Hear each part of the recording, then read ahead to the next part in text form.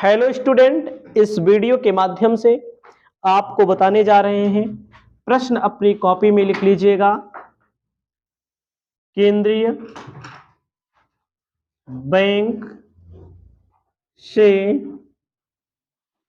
क्या आशय है? केंद्रीय बैंक के कार्य बताइए या लिखिए। इस प्रश्न को एक और तरीके से पूछ सकता है, अथवा रिजर्व बैंक से क्या आशय है, यानी कि रिजर्व बैंक के कार्य बताइए। चाहे केंद्रीय बैंक से पूछे, चाहे रिजर्व बैंक से पूछे, चाहे आरबीआई से पूछे या सेंट्रल बैंक से पूछे, सबका मतलब एक ही होता है। पहले आप प्रश्न लिख लीजिएगा, उसके बाद उत्तर लिखना है। आपको अपने कॉपी में लिखना है। जैसे आप पेपर में पूछेगा तो ऐसे लिखिएगा, प्रश्नोत्तर संख्या। जो भी प्रश्नोत्तर संख्या होगी, आपको हेडिंग लिखना है केंद्रीय बैंक से आशय। ये आपकी काले कलर की हेडिंग होगी, काले कलर में लिखना अपने पेपर में। या रिजर्व बैंक से आशय लिखना है केंद्रीय बैंक किसी भी देश का सर्वोच्च बैंक होता है, जो देश की अर्थव्यवस्था का नियंत्रण एवं नियमन करता है। इसी में जिसके अंतर्गत मौद्रिक नीति का नियंत्रण किया जाता है। उसके बाद आपको लिखना है भारत का केंद्रीय bank reserve bank of India है, जिसकी स्थापना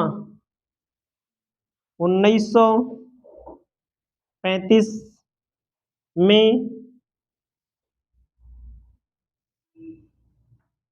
हुई थी। इसका मुख्यालय मुंबई में है। इसका मुख्यालय मुंबई में स्थित है, जिसके क्षेत्रीय कार्यालय दिल्ली, कोलकाता, चेन्नई में भी है। हमने यहाँ पर याद करके नहीं लिखा, हमने यहाँ हमारे मन में जो आया मैंने बता दिया। इसको आपको जो याद रहेगा उस हिसाब से लिखना है, वैसे आपको एकदम ठीक है। और एकदम आसान तरीके से मैंने बताया, और इसके अलावा इसके काम भी मैं बता दूंगा। उसके अलावा मैं आपको बताना चाहता हूं दुनिया का सबसे पुराना केंद्रीय बैंक बैंक ऑफ इंग्लैंड है। सबसे पुराना केंद्रीय बैंक दुनिया का बैंक ऑफ इंग्लैंड है। बैंक ऑफ इंग्लैंड के माध्यम से पहले केंद्रीय बैंक की स्थापना हुई। देश का सर्वोच्च बैंक सबसे बड़ा बैंक होता है जो देश की अर्थव्यवस्था का नियंत्रण एवं नियमन करता है, जिसके अंतर्गत मौद्रिक नीति का नियंत्रण किया जाता है।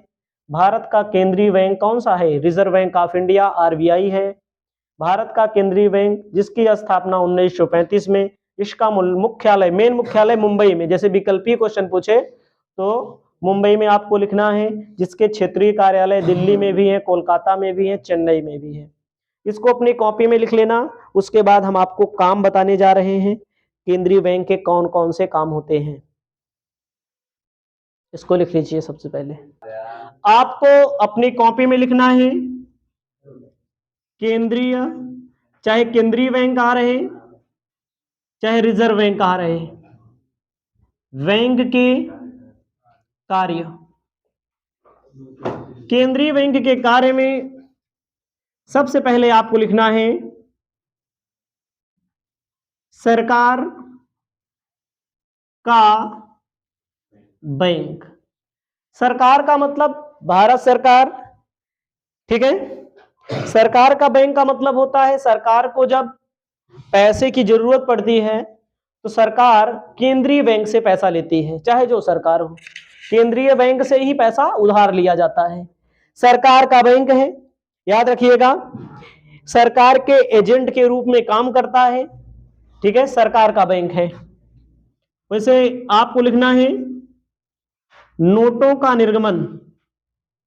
नोटों का निर्गमन, नोट की बात, 1 रुपए की नोट को छोड़ करके सभी प्रकार की नोटों का निर्गमन, जैसे 500 की, 20 की, 100 की, 2000 की, आने वाले समय में 1000 की भी आ जाए, इसके पहले आती ही थी। तो सभी प्रकार की नोटें कौन निर्गमित करता है? केंद्रीय बैंक आरबीआई। 1 रुपए की नोट भारत सरकार का वित्त मंत्रालय निर्गमित करता है। पेपर में भी पूछ सकता है। 1 अप्रैल को 1 रुपए की नोट भारत सरकार के वित्त मंत्रालय द्वारा निर्गमित किया जाता है। नोटों के निर्गमन के बाद लिखना है बैंकों का बैंक। बैंकों का बाप होता है। बैंकों को जब जरूरत पड़ती है, जैसे रिजर्व बैंक ऑफ इंडिया से ही उधार लिया जाता है, जैसे एसबीआई को पैसे की जरूरत पड़ेगी, पंजाब नेशनल बैंक को पैसे की जरूरत पड़ेगी, तो किसके रूप में लेगी? किससे? आरबीआई के पास, केंद्रीय बैंक के पास ही जाती है। अब आपको मैं बताना चाहता हूं क्षमा शोधन गृह, ये अलग से भी क्वेश्चन पूछा जा सकता है। क्षमा शोधन गृह, क्षमा शोधन का मतलब होता है, ध्यान दीजिएगा, क्षमा शोधन का मतलब होता है, जैसे मान लीजिए आपके यहां, आपके जिले में, हमारे जिले में एसबीआई है, हमारे जिले में बैंक ऑफ बड़ौदा है। आपस में इन दोनों का लेन देन होता है। इन दोनों का क्या होता है? आपस में लेन देन। रिजर्व बैंक ने यह भी अधिकार दिया है कि अगर सबसे बड़ी तो बैंक कौन सी है? एसबीआई है। एसबीआई के नीचे ये लोग हैं। व्यापारिक बैंकों में सबसे बड़ा व्यापारिक बैंक कौन सा है? एसबीआई है, स्टेट बैंक ऑफ इंडिया। मान लीजिए एसबीआई से बैंक ऑफ बड़ौदा ने 10,000 रुपया उधार लिया। कितना लिया? 10,000, और 15,000 रुपया जमा किया। इनका भी लेन देन आपस में, बैंकों का बैंकों से लेन देन होता है। इसका हिसाब किताब कौन करता है? केंद्रीय बैंक करती है। पहला मैंने बताया सरकार का बैंक, नोटों का निर्गमन, बैंकों का बैंक, और समाशोधन गृह का मतलब होता है जैसे एक बैंक दूसरे बैंक से लेन देन करती है तो उसका हिसाब किताब। अब सबसे बड़ी बात मैं बताऊंगा शाख नियंत्रण। इसके लिए अलग से एक वीडियो बनी थी हमारी।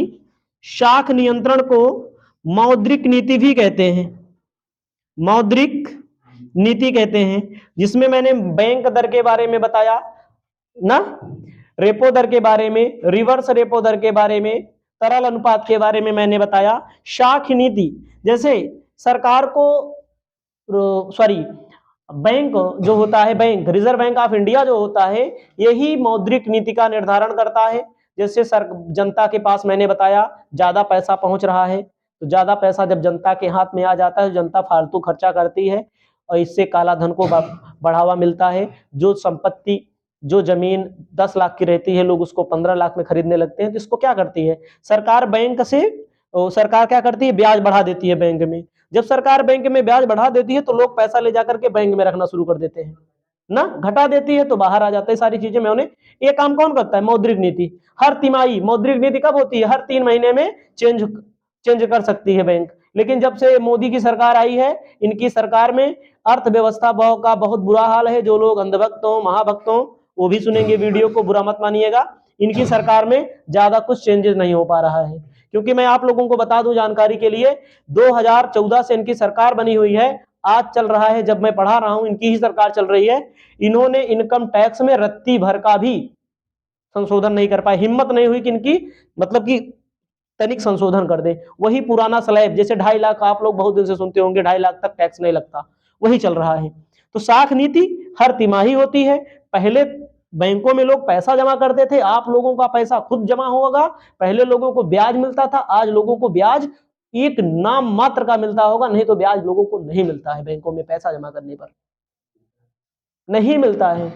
स्टेट जाइएगा, एक बार खाका निकलवा लीजिएगा उसका ना, मिलता है, लेकिन उसका पहले 4% 5% मिलता था, अब 2% 1% ब्याज मिलता है। तो आपको ये सब कौन करता है, इसको कौन करता है, ब्याज कितना मिलेगा, कौन मिलेगा, कैसे मिलेगा, इसका निर्धारण रिजर्व बैंक ऑफ इंडिया द्वारा, समझ रहे हैं, साख नियंत्रण के अंतर्गत ये सारी चीजें आती हैं। ठीक है। अंतिम ऋणदाता, सुनिएगा अगला लिखिएगा, अंतिम ऋणदाता। अंतिम ऋणदाता का मतलब क्या होता है, फाइनल। जब कहीं पर भी पैसा नहीं मिलेगा दोस्तों, सुनिएगा, जब कहीं पर भी पैसा नहीं मिलेगा तो कौन देगा पैसा, आरबीआई देगा पैसा। जब कहूं पैसा नहीं मिलेगा, सरकार को कहूं पैसा नहीं मिलेगा तो कौन देगा, आरबीआई। सरकार पहले एसबीआई से मांगेगा, फिर आरबीआई, लास्ट में बैंक कुल मांग लेगा, अन्य बैंकों से मांग लेगा, बैंकों से नहीं मिलेगा तो कहां, अंतिम ऋणदाता होता है। ठीक भैया है ना, बैंकों का बैंक होता है, मैंने बता दिया आपको। उसके बाद विदेशी विनिमय का संरक्षक, याद रखिएगा, विदेशी विनिमय का संरक्षक।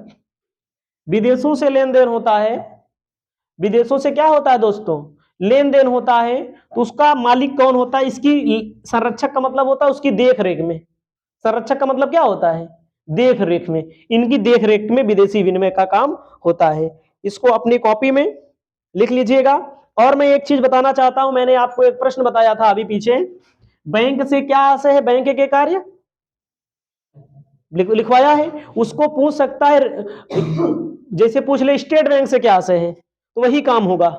स्टेट बैंक वाले में इसको आप नहीं लिख सकते हैं, याद रखिएगा, स्टेट बैंक का कार्य पूछे तो नहीं लिख सकते हैं इसको, वही पुराना। वाणिज्यिक बैंक पूछ ले, वाणिज्यिक बैंक कौन सी है, जो जनता से लेन देन करती है, वाणिज्यिक बैंक से पूछेगा तो वही रहेगा जो पहले बताया है मैंने। ठीक है। और बैंक से पूछेगा तब भी वही रहेगा, और स्टेट बैंक से पूछेगा तब भी वही रहेगा, एक केवल केंद्रीय बैंक में। एक क्वेश्चन, यह वीडियो यहीं पर समाप्त होती है, इसके बाद न्यू टॉपिक आपके लिए उपलब्ध कराएंगे।